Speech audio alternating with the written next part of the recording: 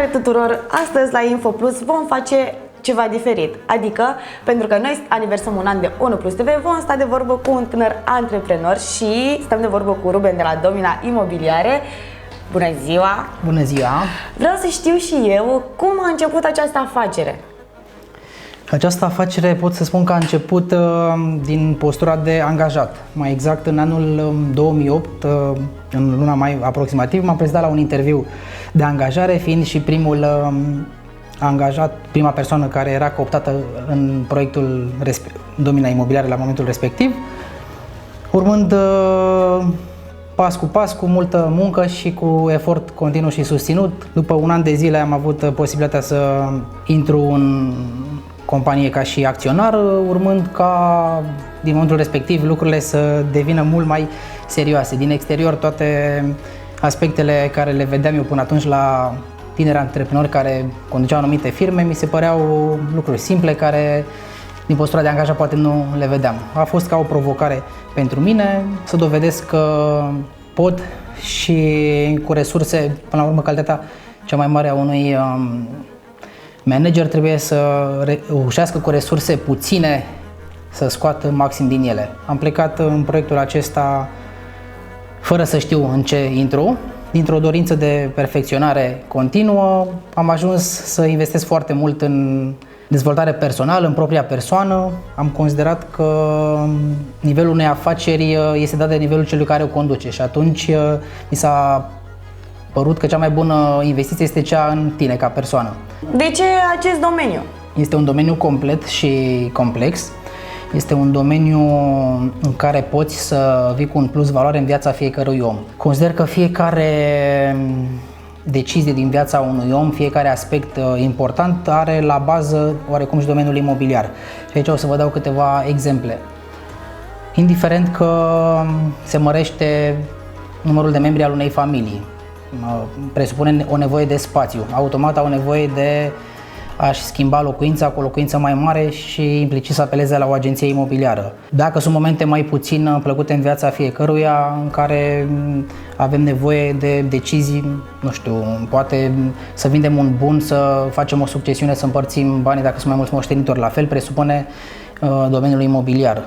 Dacă vorbim aici și de partea de dezvoltare a unei companii, au nevoie de un spațiu în care să-și desfășoare activitatea. Vor să recruteze. Personalul care vine la acea firmă poate să fie din alt oraș, la fel presupune o nevoie imobiliară la bază și anume o locuință în care să stea în chirie personalul care vine în orașul respectiv. La fel vorbim despre rolul unei agenții imobiliare și al unui consultant imobiliar care poate să propună și să prezinte soluții de spații de cazare, spații comerciale, birouri, industrial, tot. Ce le transmiți tinerilor antreprenori?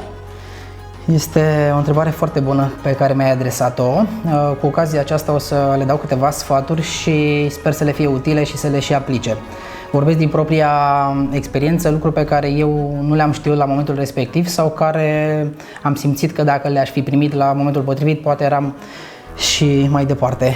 Unul dintre sfaturi este să aibă curaj, să recruteze și să delege foarte mult din responsabilitățile pe care le au.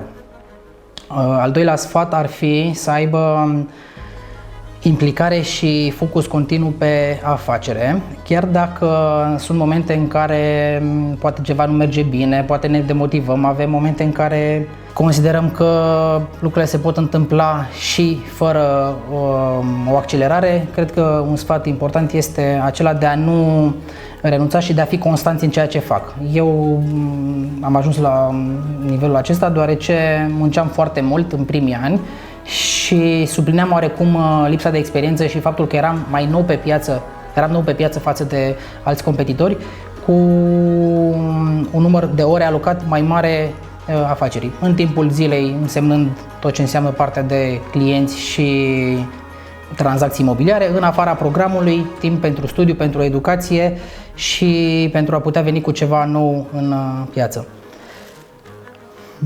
Alt sfat care le-aș da tinerilor antreprenori din ziua de astăzi este să angajeze și persoane fără experiență, chiar dacă toată lumea se axează și se concentrează pe a găsi personal cu experiență calificat. Pot să spun că o calitate foarte importantă a unui angajat este caracterul pe care acesta îl are, care se poate modela, iar un manager bun poate să dezvolte abilitățile și să-l propulseze pe acesta spre a avea performanță dacă identifică foarte bine omul potrivit care să și dorească să facă asta. Dacă ar fi să o iei de la capăt, ai schimbat ceva în businessul acesta?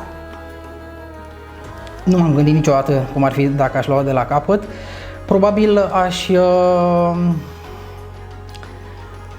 avea un plan de afaceri mai bine pus la punct încă din primii ani. Ce pot să spun că eu, o parte dintre deciziile pe care le-am luat în această companie au fost multe dintre ele la început oarecum și pe instinct, pe intuiție, fără o analiză foarte clară a lucrurilor. Ce aș face în schimb, și cred că este la fel un sfat pe care mulți ar trebui să-l aplice, este să monitorizeze și să măsoare fiecare cifră din companie, de la încasări, de la activitate. În momentul în care cunoaștem o cifră, putem să o schimbăm. Și se spune că o cifră pe care o cunoști crește în momentul în care tu o monitorizezi. O cifră pe care o cunoști și o raportezi crește exponențial. Mă ghidez după treaba asta, după acest aspect și în activitatea noastră, și în ultimii ani, inclusiv cifra noastră de afaceri a crescut foarte mult pentru că am încercat să creionăm strategii având la bază informațiile care ne sunt date de cifrele efectiv din piață, și atunci putem să luăm decizii corecte, sănătoase, construind ceva solid. Noi aniversăm un an de 1+ TV. Ce le poți transmite tu celor care ne urmăresc, dar și echipei 1+ TV pentru că aniversăm un an? În primul rând vreau să mulțumesc întregii echipe 1+ TV. Vreau să spun pe această cale că inclusiv afacerea mea a fost sprijinită și susținută de parteneriatul pe care l-am cu voi. Este un moment bun prin care să aduc aprecieri și recunoștință întregii echipe și a colegilor din cadrul echipei 1+ TV. Le urez să-și dubleze cifra de afaceri în fiecare an, să-și mărească echipa și să găsească la fel persoane tinere și dinamice cu o poftă de muncă pe care voi ați arătat-o în acest an, și să rămână aceiași oameni cu inspirație și creație pentru clienții lor.